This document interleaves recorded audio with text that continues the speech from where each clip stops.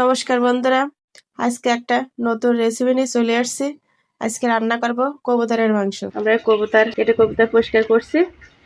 আজকে কবুতরের মাংস রান্না করা হবে। আর কবুতরটা বাসা হয়ে গেছে। কবুতর দুইটা আগুনে পুড়ে নেব।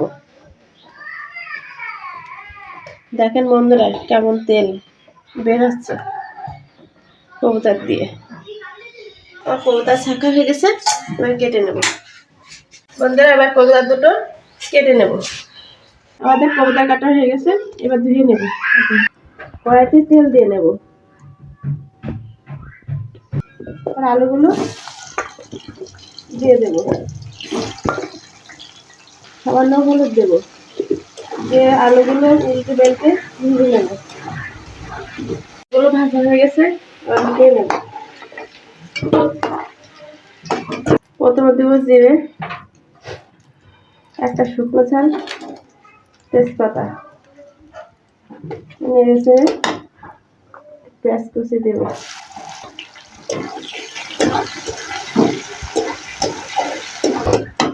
আমার পেঁয়াজ ভাজা হয়ে গেছে, এবার কবুতরের মাংসটা দিয়ে দেব।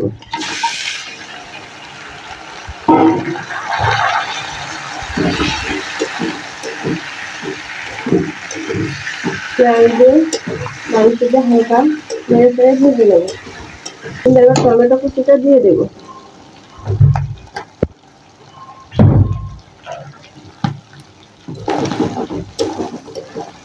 পরিমাণ মতো লবণ দিয়ে দেব।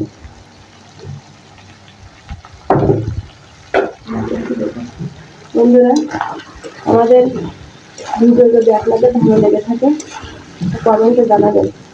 আর ভিডিও যদি ভালো লাগে তাহলে লাইক, শেয়ার, সাবস্ক্রাইব করে আমাদের পাশে থাকবেন। আপনারা যদি আমাকে উৎসাহ না দেন তাহলে তো আমি সামনের দিকে এগিয়ে যেতে হবে না। আপনাদের উৎসাহ ভালোবাসা আমাকে সামনের দিকে এগিয়ে নিয়ে যাবে। বন্ধুরা এবার বাটা মশলাটা দিয়ে দেবো। এর ভিতরে পেঁয়াজ, রসুন, আদা, শুকনো ঝাল, কাঁচা ঝাল, জিরে বাটা আছে। এবার মশলাটা দিয়ে দেবো।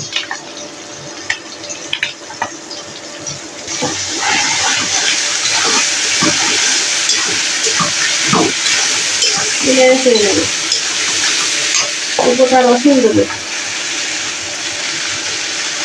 চুই ঝাল দেবো। বন্ধুরা, আমাদের বাংলাদেশে চুই ঝালের প্রচলন খুব বেশি। আমরা যে কোনো মাংস রান্না করি তার ভিতরে চুই ঝাল না দিলে মনে হয় আমাদের মাংসটা রান্না করা অসম্পূর্ণ।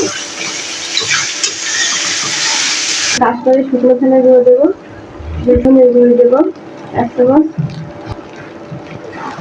কষিয়ে নেব। আমাদের কবুতরের মাংস কষানো হয়ে গেছে। আমার মাংস কষানো হয়ে গেছে, কড়াইতে লেগে বসছে। এবার আলুগুলো দিয়ে সামান্য ভেজে দেবো। একটা কাঁচা মরিচ, কাঁচা ঝাল দেবো, দিতে মরিচ দেবো না। কাঁচা ঝালটা দিয়ে নেড়ে দেবো। কাঁচা ঝাল দিলে তরকারি স্বাদ দ্বিগুণ করে। মাংসের মধ্যে আপনারা কাঁচা ঝাল দিয়ে রান্না করবেন, তরকারির স্বাদ, মাংসের স্বাদ দ্বিগুণ বেড়ে যাবে। এবার ভাজা আলুগুলো দিয়ে দেবো। দিয়ে সামান্য নেড়ে নেব। বন্ধুরা আমার মাংস কষানো হয়ে গেছে, এবার গরম জলের ভিতরে দিয়ে দেবো।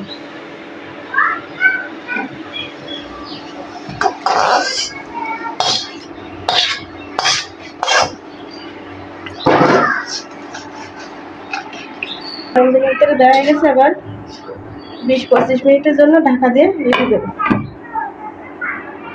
মাংস রান্না হয়ে গেছে। আর গরম মশলা দিয়ে নামিয়ে নেব। বন্ধুরা গরম মশলা দেওয়ার পরে 2 মিনিট জাল দিয়ে নিয়েছি। আমাদের মাংস রান্না হয়ে গেছে, এবার নামিয়ে নেব।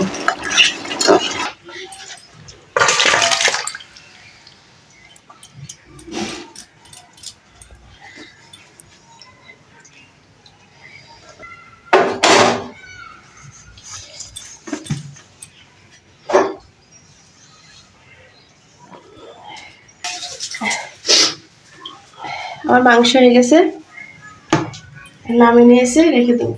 আমার মাংসের কালারটা কেমন হয়েছে আপনারা জানাবেন কমেন্টে।